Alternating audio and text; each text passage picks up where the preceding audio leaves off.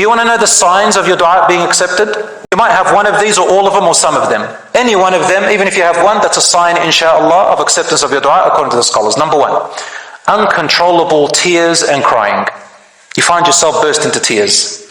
That's inshallah a sign of your dua accepted. Number two, you make dua and suddenly you get goosebumps.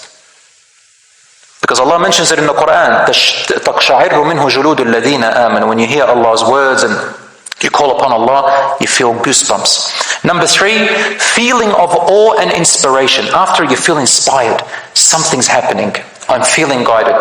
Number four, feeling of peace and calmness after you had fear and worry. Like being showered or bathed, or like a therapeutic massage, you feel like that. Number five, lightweight, as if something was on your shoulders and it was taken off. Brothers and sisters, I mentioned before that dua has an effect on qadr. Qadr means Allah's predestiny. There's something written that's going to happen to you in a negative way.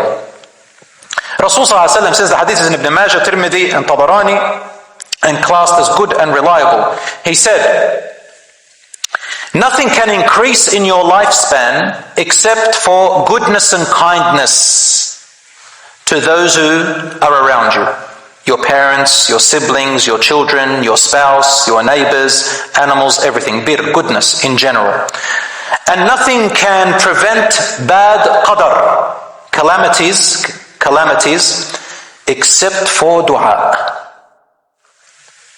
And then he said, the qada and dua, the predestiny that Allah has sent down, and the dua will continue to wrestle between the earth and the heavens. And he also said, sallallahu alaihi wasallam, the dua will benefit you with things that have come down or haven't, meaning of any calamity, any destiny that was supposed to happen to you, bad, things that are not so good, they're meant to happen to you. He says, dua will benefit you with things that have happened, that are happening to you now, the hardship you're going through now, and the hardships that have not yet reached you, meaning in the future. So dua benefits you for what you're going through now and what you may go through in the future. How?